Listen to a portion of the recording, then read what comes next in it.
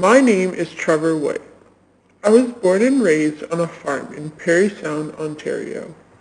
I was born in the Roaring Twenties period, as they like to call it, May 4th, 1920 to be exact, right before the Depression had hit.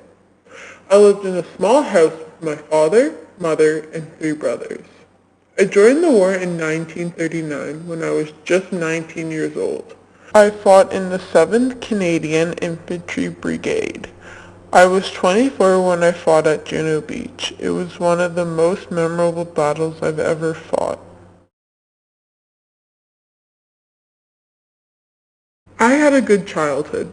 When the Depression hit Canada, I wasn't able to go to school because I had to help my father on the farm.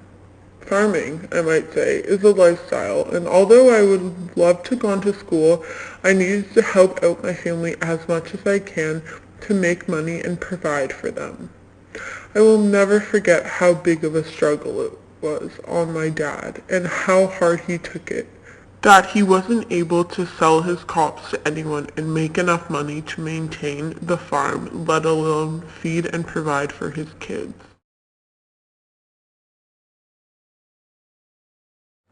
I enlisted in the war effort because I felt that it was my duty to serve and protect this country and contribute all that I can to help. To fight for what is right and for the freedom of every country. Although, I did not want to look like a coward. I was young, everyone was joining, and I felt like I was not serving my purpose in life if I didn't join.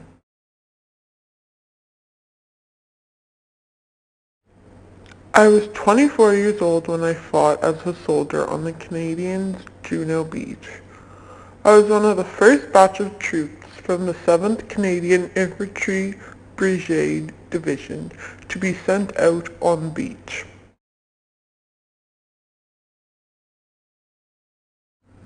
I'm not gonna lie, it was extremely hard to adapt to the environment of the war both mentally and physically. Seeing all those bodies and having to shoot innocent people who had lives before the war that were just like mine was so heartbreaking and hard to do. During the war, my mental state was not okay. At the beginning, I was frequently experiencing shell shock, and during the nights, I could not find myself to stop crying over what was happening. It was a very depressing environment.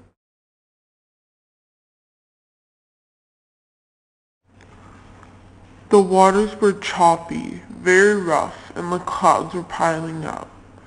We knew what was about to go down, and we didn't know what the Germans were going to have prepared when we got there. The long ride had me contemplating all the wrong that could have happened. I knew the chances of me dying were very high. It was terrifying. I looked around me at men crying, praying, and puking from the waters and the terror we were about to experience.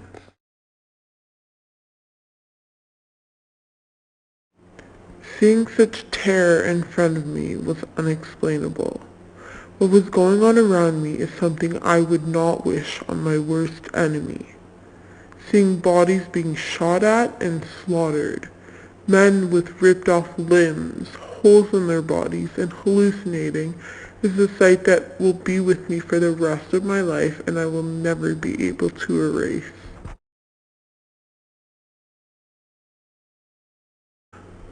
I myself was fortunate enough to not get captured by German troops, but so many of my friends I made during the war were captured, tortured, and killed by the Germans.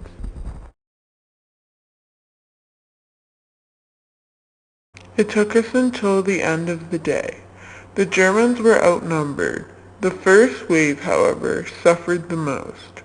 Once the second wave arrived, we were able to complete the mission, and by the end of the day we managed to capture 16 kilometers inland, which was more than any other Allied force had captured that day.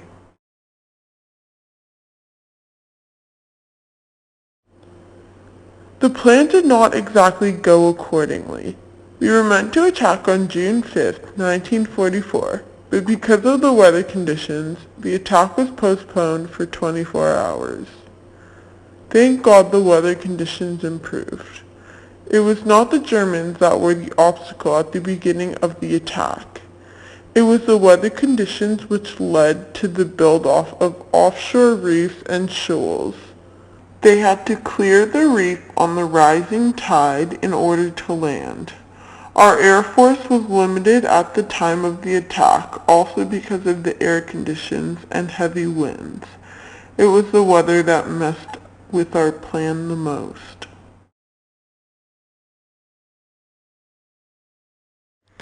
My division, the 7th Canadian Infantry Brigade, along with the tanks of the 1st Hussars, were sent out to capture the German strongpoint, where they had most of their main weapons.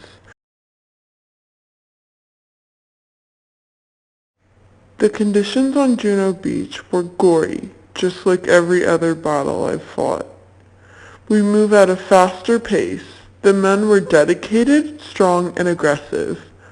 There were bodies floating in the ocean. The waters of the shore were red with human body parts scattered all along the beach. Men were helping each other. It was horrible.